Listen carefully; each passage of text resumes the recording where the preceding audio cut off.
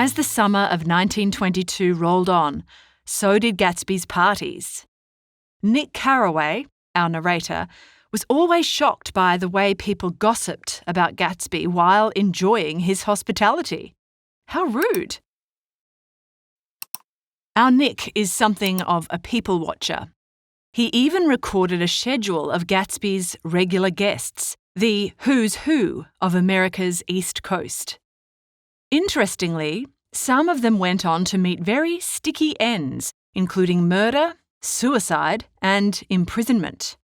The point is that underneath their shiny facades, most of them were rotten people. One of Gatsby's more notable leeches was a musician named Ewing Klipspringer. He came to the mansion so often that he dug in as a rent-free lodger. One morning, Gatsby drives Nick into the city. Check out that sweet ride. On the way, Gatsby tells Nick his life story. Well, one version of it.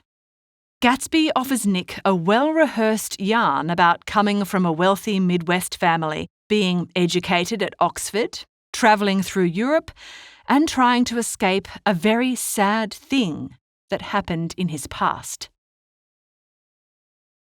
But the way he hurries his words and looks sideways at Nick makes Gatsby seem shifty. How can he expect Nick to believe all this? But Gatsby pushes on. He boasts about his bravery during the war and all the medals he's received. Pull the other one, old sport. But then Gatsby pulls out an actual medal with his name on it.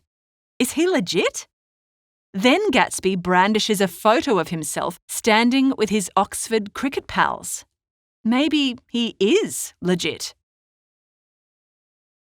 As for the very sad thing that happened to Gatsby, Jordan Baker will fill Nick in on that later.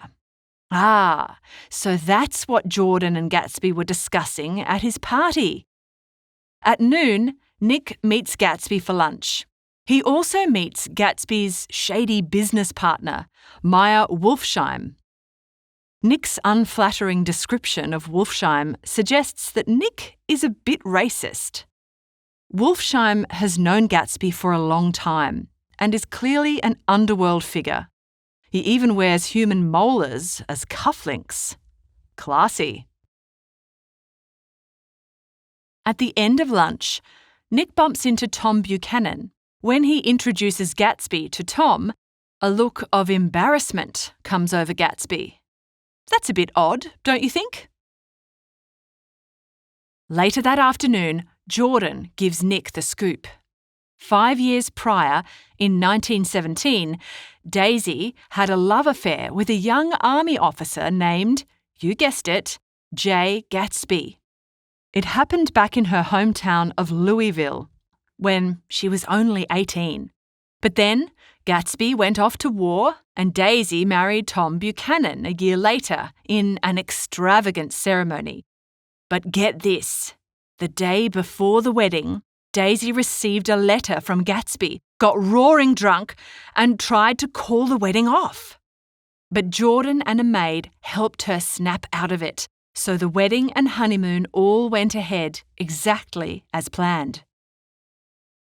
When the Buchanans had Nick over for dinner and Jordan asked him about his neighbour Gatsby, Daisy started connecting the dots. But Gatsby had connected the dots long ago. He'd bought his mansion just so he could be close to Daisy. Is that romantic or crazy? All Gatsby's splendid parties were put on in the hope that Daisy would one day show up. When she didn't, finding Jordan and Nick was the next best thing for Gatsby. What an incredible story! No wonder Gatsby needed Jordan as an intermediary. This is delicate info. But here's the crux. Gatsby wants Nick to arrange a reunion for him and Daisy at Nick's house. But Daisy isn't to know anything about a reunion. Nick is just meant to invite her for a casual afternoon tea. When Nick arrives home that evening, Gatsby comes to find him. The day for his reunion with Daisy is set. Are you nervous for Gatsby? I sure am. On the morning of the big day, Gatsby sends over a man to mow Nick's lawn.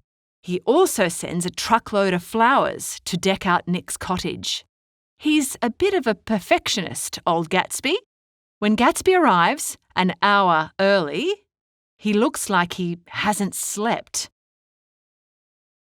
4 o'clock approaches and Gatsby is jumpy. Then a car pulls up. It's Daisy. Nick goes out to meet her, but when he brings her back inside, Gatsby's gone.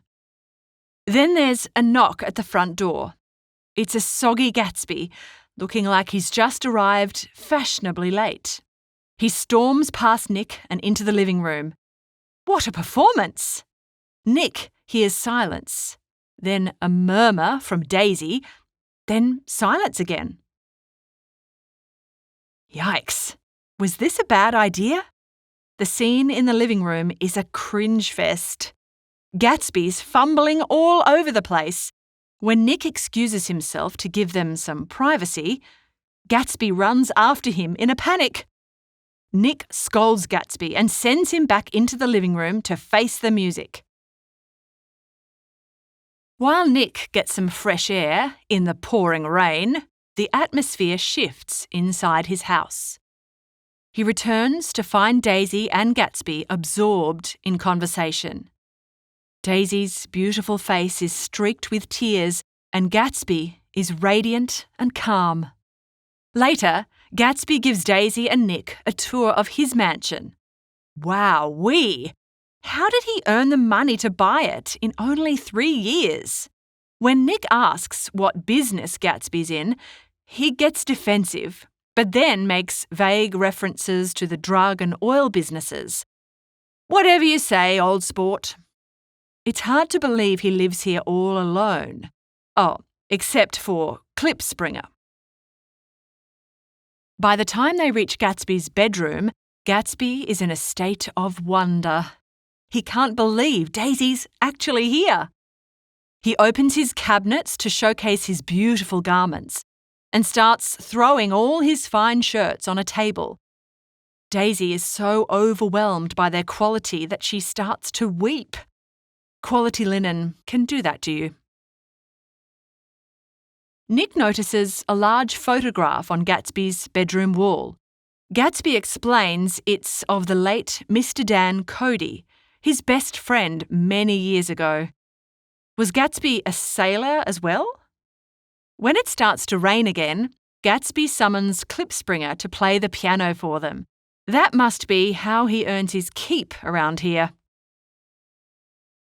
As the evening draws in and lights along Long Island Sound flicker on, Gatsby still looks astonished. 5 years of dreaming, and now here Daisy was, in the flesh. Nick decides to leave them there together. They seem to have forgotten him anyway. The old flame has been reignited. But it's a dangerous game they're playing. Who will be burned first?